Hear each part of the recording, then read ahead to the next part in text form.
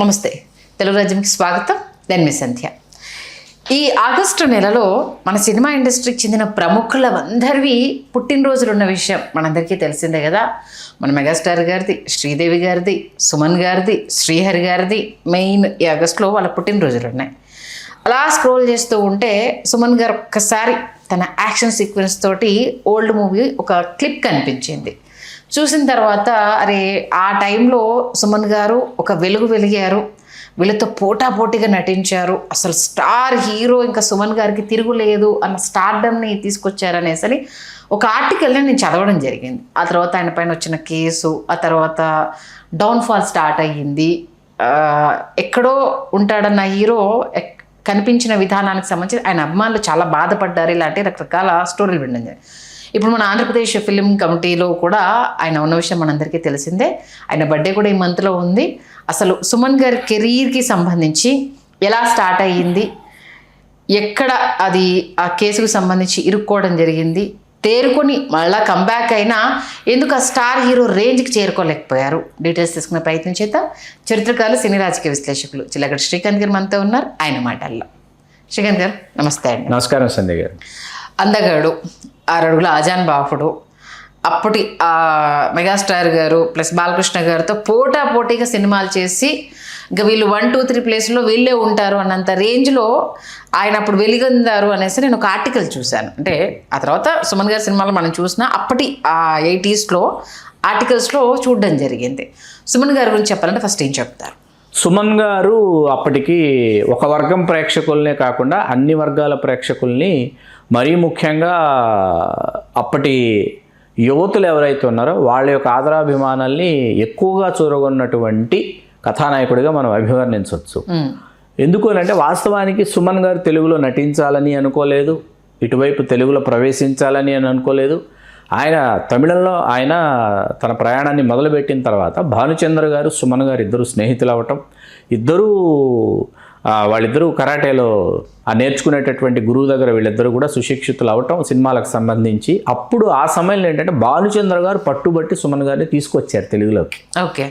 మొదటి సినిమా ఇద్దరు కిలాడీలు అనే సినిమా, భరద్వాజ్ గారు నిర్మాత, రేలంగి నరసింహారావు గారు దర్శకులు, తమ్మాడి భరద్వాజ్ గారు నిర్మాత. ఇద్దరు కిలాడీలు మొదటి సినిమా ప్రారంభమైంది, షూటింగ్ ప్రారంభమైంది. కాకపోతే మొదట విడుదలైంది, తరంగిణి విడుదలైంది. ఇందులోనూ సుమన్ భానుచంద్ర, అందులోనూ సుమన్ భానుచంద్ర.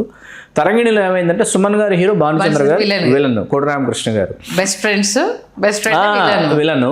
ఇది కని వినేరుగని సూపర్ హిట్ తరంగిణి అవడంతో ఏమైందంటే అక్కడి నుంచి ఒకవైపు సుమన్ గారికి అపరాధి అని ఇట్లా కుటుంబ కథా చిత్రాలు, ఒకవైపు యాక్షన్, ఎందుకంటే కరాటేలో బ్లాక్ బెల్ట్ కాబట్టి యాక్షన్ ఓరియంటెడ్ సినిమాలు, ఒకవైపు జేమ్స్ బాండ్ 007 అని ఇట్లాంటి సినిమాలు సుమన్ గారికి వరుసగా వెల్లువెత్తిన సమయంలో చాలా వైవిధ్యభరితమైన చిత్రం ఇవాళకి సితార ఆయన జీవితంలో. ఆయన అసలు నేనేంటి, క్లాసికల్ డ్యాన్స్ ఏంటి అని అంటే, సినిమా షూటింగ్ ప్రారంభించేద్దాము, మీ క్లాసికల్ డ్యాన్స్కు సంబంధించినటువంటి సన్నివేశాలు ఏవైతే ఉంటాయో అవి మాత్రం లాస్ట్ షెడ్యూల్ ప్లాన్ చేసుకుందాం అని చెప్పి ఈ షూటింగ్ జరిగిన రోజులు ఆయన క్లాసికల్ డ్యాన్స్ ఆయన నేర్చుకుని ప్రాక్టీస్ చేసి లాస్ట్ షెడ్యూల్లో ఈ డాన్సులు తీశారు. క్లాసికల్ డాన్సులు చాలా పరిశ్రమ ఒక విధంగా నివ్వెరపోయింది. ఆ యాక్షన్ చేసేటటువంటి సుమనేనా ఈ క్లాసికల్ డ్యాన్స్ చేస్తున్నది. ఒక విధంగా చెప్పాలంటే చిరంజీవి గారి తర్వాత ఒక వైవిధ్యభరితమైనటువంటి నటుడు అనేటటువంటి ముద్ర ఖచ్చితంగా సుమన్ గారి మీద పడింది. సుమన్ గారు 6.5 అడుగుల ఆజానుబాహు కాబట్టి, 6 అడుగులు కాదు 6.5 అడుగుల ఆజానుబాహు, అరవింద దళాయితాక్షుడు కాబట్టి, అమ్మాయిల కళల రాకుమారుడు కాబట్టి, మరీ ముఖ్యంగా శరత్ బాబు గారి స్మైల్ ఒకటి, సుమన్ గారి స్మైల్ ఒకటి, రెండు చాలా అద్భుతమైన స్మైల్స్ అండి. అవి డివైన్ స్మైల్ అంటారే అలా ఉంటుంది వాళ్ళిద్దరు స్మైల్స్. ఒకసారి వాళ్ళు నవ్వితే, సుమన్ గారు నవ్వినప్పుడు చూసినా, శరత్ బాబు గారు నవ్వినప్పుడు చూసినా ఇంత అందంగా ఉంటుందా ఒక మగవాడు నవ్వితే ఉంటుంది. అది కళ్ళల్లో నుంచి ఆయన ఆనందం ప్రతిఫలిస్తుంది. అయితే మైనస్ పాయింట్, చాలామంది ఇప్పటివరకు మనం సుమన్ గారిని కించపరచడానికి మాట్లాడటం లేదు, దయచేసి మైనస్ పాయింట్ ఏంటంటే, మీకు ఎవరో డబ్బింగ్ చెప్పడం అనేది ఎప్పటికీ మీ కనెక్టివిటీ కాదు. అది ప్రాబ్లం. ఎవరో డబ్బింగ్ చెప్తున్నారు అంటే you are not a full pledged actor. మీరు ఎంత అద్భుతంగా పెర్ఫామ్ చేసినా, ఎంత గొప్పగా పెర్ఫామ్ చేసినా, ప్రేక్షకుడి పాయింట్ ఆఫ్ వ్యూలో ఏంటంటే అది మీ గొంతు కాదు అనేది వాడు సొంతం చేసుకోవడం. మిమ్మల్ని ఒక తెలియనటువంటి ఒక దూరం ఉంటుంది ఎప్పుడు. అలా అంటే ఆయన భాష రాకపోవడం, తొలినాళ్లలో భాష రాకపోవడం ఒకటి. ఆ భాష రాకపోవడం వల్ల ఏమైందంటే సాయి కుమార్ గారు డబ్బింగ్ చెప్తుండేవారు. ఆ డబ్బింగ్ చెప్తున్నటువంటి సమయంలో ఆ తర్వాత రాజశేఖర్ గారు వచ్చారు. ఈ మధ్యలో మీకు నాగార్జున గారు, వెంకటేష్ గారు 1986 అప్పటికి సుమన్ గారు హీరో అయిపోయి, సుమన్ గారు కేసుకు సంబంధించినటువంటి ఏదైతే పూర్వాపరాలు అవన్నీ కూడా అప్పటికి జరుగుతున్నటువంటి ఒక సమయం అన్నమాట.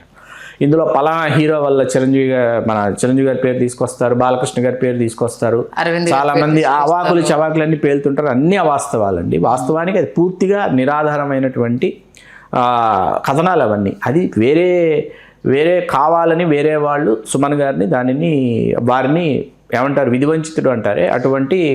నేను అంటే ఒక ఇంటర్వ్యూలో భానుచంద్ర గారు అలీతో సరదాగా ఇంటర్వ్యూలో ఆయనకి ఇన్ఫర్మేషన్ తెలిసిన వెంటనే సుమన్ గారికి ఫోన్ చేసి చెప్పారంట, నీ మీద ఇలా రైట్ జరగబోతోంది, నువ్వు ఇలా బ్లూ ఫిల్మ్లో యాక్ట్ చేసావు, నీ మీద ఏదో జరగబోతుంది, నువ్వు అలర్ట్ అయిపోయి వెళ్ళిపో అనే లోపే వచ్చేసారు. అసలు ఇమీడియట్గా తీసుకెళ్ళి కేసు ఫైల్ చేయడం, జైల్లో వేసేయడము. అప్పుడు హీరోయిన్లు చాలా మంది, ఆయన సుమలత గారు, సుహాసిని గారు, భానుప్రియ గారు, వీళ్ళు సుమన్ గారికి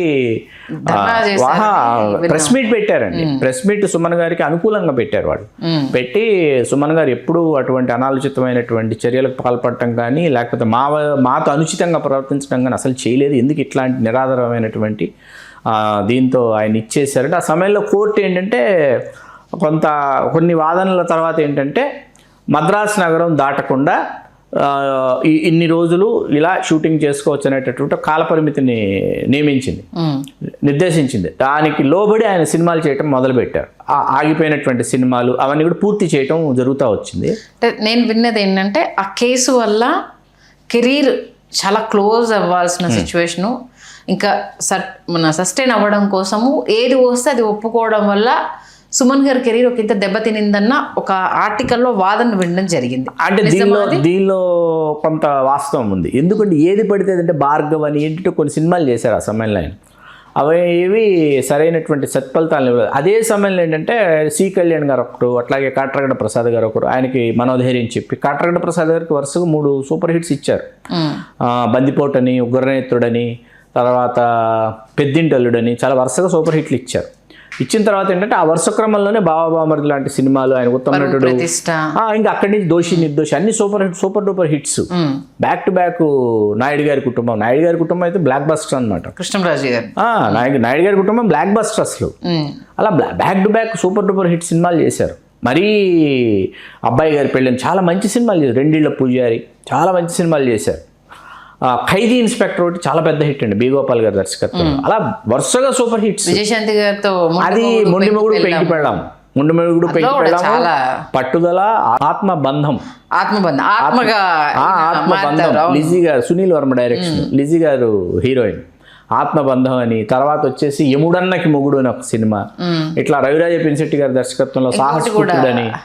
ఆయన నుంచి వెళ్ళి బయటకు వచ్చిన ఏదో సినిమా ఉంటుంది కదా సార్, జీనీ క్యారెక్టర్ తో ఒక సినిమా, సాహసపుత్రుడు ఆ సినిమా పేరు సాహసపుత్రుడు. అలా వరుసగా చాలా మంచి సినిమాలు, వినోదాత్మకమైన సినిమాలు, అరలించినటువంటి సినిమా చాలా చేశారు.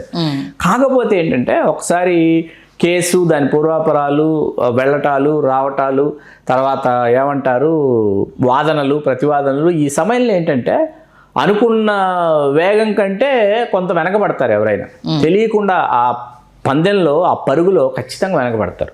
ఆ వెనకబడటం ఏంటంటే అయినప్పటికీ వేరే వాళ్ళైతే ఖచ్చితంగా అండి అసలు డీలా పడిపోయేవారు, పరిశ్రమ వదిలిపెట్టి వెళ్ళిపోతారు, అసలు కనుమరుగైపోతారు. సుమన్ గారికి దైవబలం కావచ్చు, లేకపోతే ఆయన సంకల్ప బలం కావచ్చు, ఏదైతే ఉందో అది సుమన్ గారిని కాపాడి ఇప్పటికీ మనం ఆయన క్యారెక్టర్ ఆర్టిస్ట్గా ఫాదర్ రోల్స్లో ఇవాళకి చూస్తున్నాం మనం ఆయన్ని. నాది ఇక్కడే ఒక క్వశ్చన్ సార్, అన్నమయ్య లాంటి సినిమాలో ఇంకా వెంకటేశ్వర స్వామి అంటే నిజంగా ఇంత అందంగా ఉంటారేమో, ఇలానే ఉంటారేమో, ఇలానే అలివేలు మంగతాయాలతో సరసాలు ఆడతారేమో, భక్తుల కోసం ఇలాగే దిగి వస్తాడేమో అన్నట్టు మైమరిపించడం నిజంగా ఆయనకు తప్పితే ఇంకెవరికి సాధ్యం కాదేమో అన్నంత రీతిలో ఆ నటన చూసాం మనం. అంటే అంత హీరోయిక్ క్యారెక్టర్స్ చేసుకుంటూ వాళ్ళతో ఈక్వల్గా అటు ఇటుగా కెరీర్ స్టార్ట్ చేశారు, పోటీ పడ్డారు, నిలబడ్డారు. కానీ సడన్గా క్యారెక్టర్ ఆర్టిస్ట్లకి ఎందుకు షిఫ్ట్ అయ్యారు అంటే ఏం చెప్తారు? ఇది కూడా చాలా మంచి ప్రశ్న అండి. క్యారెక్టర్ ఆర్టిస్ట్గా, క్యారెక్టర్ యాక్టర్గా ఎందుకు షిఫ్ట్ అయ్యారు అని అంటే సంధికాలం ఉంటుంది ఏ హీరోకైనా. ఇప్పుడు చిరంజీవి గారు, బాలకృష్ణ గారు, నాగార్జున గారు, వెంకటేష్ గారు అన్నది అదొక దశకం, అదొక శకం, అదొక తరం ఇట్లా అనుకోవాలి. సుమన్ గారు, భానుచంద్ర గారు వీళ్ళ దగ్గరకు వచ్చేటప్పటికి ఆ తర్వాత మీకు ఏంటంటే